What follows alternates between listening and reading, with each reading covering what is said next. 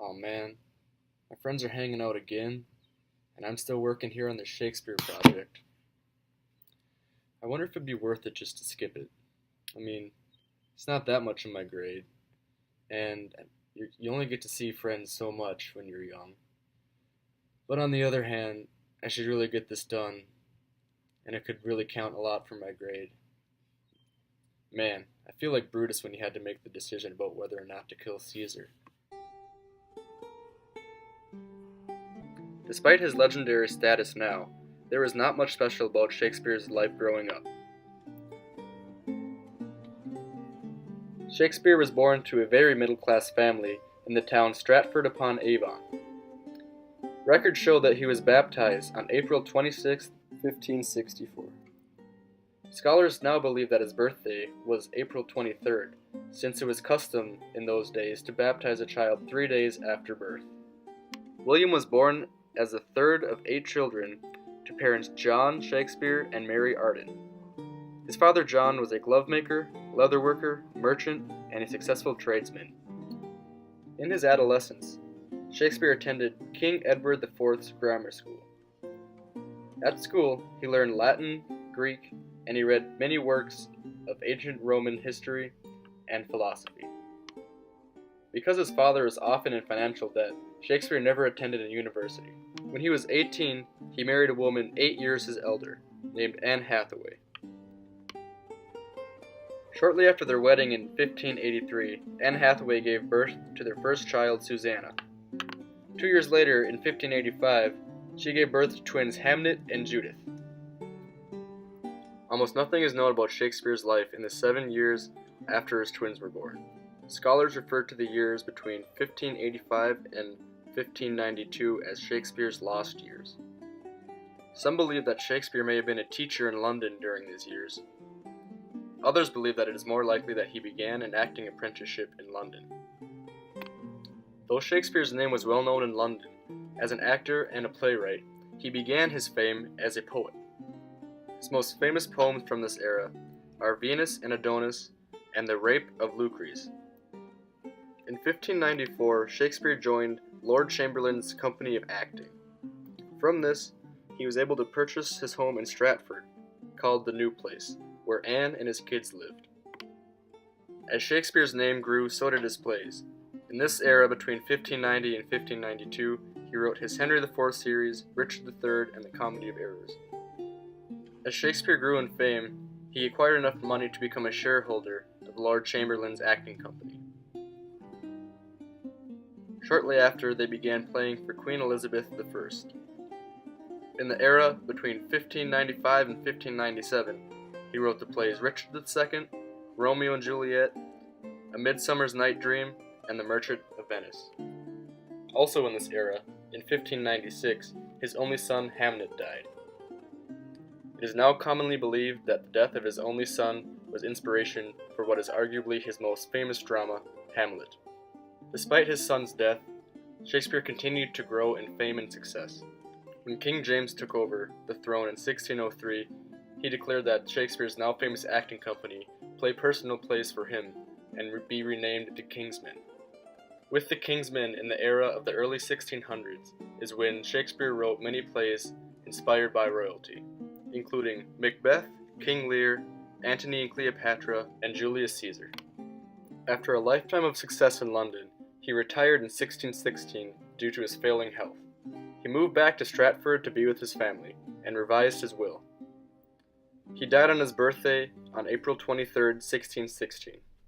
I will be analyzing Shakespeare's famous play Julius Caesar, and I'll be performing Act 4, Scene 3 of the play.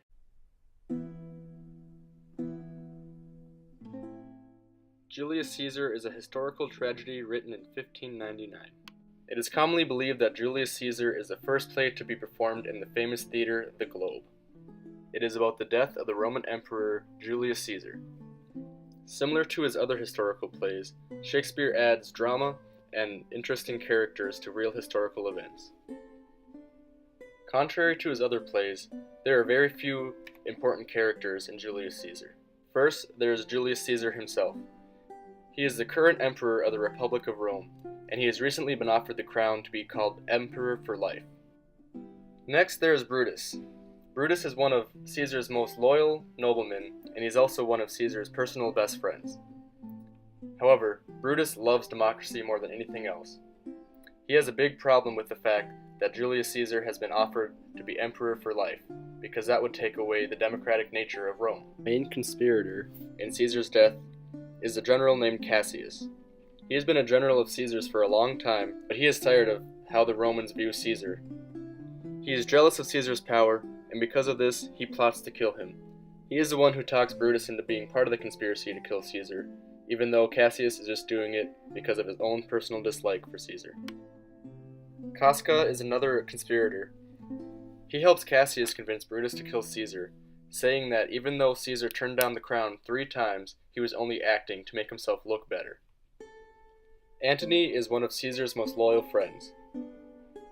He is devastated when Caesar is killed and promises revenge on Brutus and Cassius. He tricks Brutus and Cassius into thinking that he is okay with Caesar's death, but in reality he's planning to stage a full-scale war against them.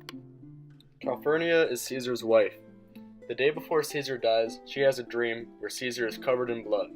She urges him not to go and take the crown, but he goes anyway and is killed. The play opens in Rome when Caesar is returning from battle. In the years prior, Caesar had ruled over Rome with the man named Pompey. However, when Caesar and Pompey had a falling out, they had a fight to the death. Caesar won, but Pompey's sons promised revenge on Caesar. Due to this threat, Caesar took it upon himself to hunt them down and slay them himself. This is the event that happened prior to Caesar's return home, and it is why Rome is celebrating their great leader. Meanwhile, Cassius begins a plot to kill Caesar because of his personal dislike for him and all of his power that he's gained. He goes to Brutus, one of Caesar's best friends, and tells him that the only way for the Roman Empire to continue living in its great democracy is to kill Caesar, who threatens to take over democracy with dictatorship. Brutus reluctantly agrees, and on the morning when Caesar is supposed to receive his crown, him and a group of conspirators stab Caesar 33 times, leaving him dead. The conspirators then take to the streets, telling the people of Rome what they have done, and trying to explain themselves. When Antony catches wind that his best friend Caesar is dead, he is torn up about it. In order to plead his cause, he tells the conspirators that he agrees with them and asks to speak on their behalf to the people of Rome. When he speaks, however, he wins over the support of the people of Rome. They agree that Caesar should not have been killed. Because of this, violence and riots break out in the streets of Rome. Fearing for their lives, the conspirators run east. It is now Antony versus Brutus and Cassius. Both sides disagree with each other strongly, and they know that war is inevitable, so they start building armies. Eventually, Antony meets Brutus and Cassius' armies, and they have a battle. Shortly before the battle, Brutus and Antony have a falling out. Brutus learns that one of the conspirators, Lucius Pella, has been accepting bribes and payment from the people of Rome who agree with them. Brutus, who thought that they were only killing Caesar for the good of Rome, is upset that they are now gaining money from it. He asks Cassius to help him in banishing Lucius Pella, but is instead told that Lucius is not wrong and that Cassius agrees with him that it is okay to make money off of Caesar's death. This is the basis of Act 4, Scene 3.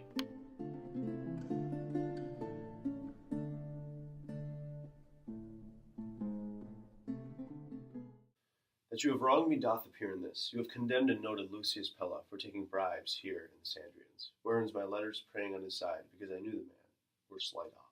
You wronged yourself to write in such a case. In such time as this, it is not meet that every offense should bear his comment.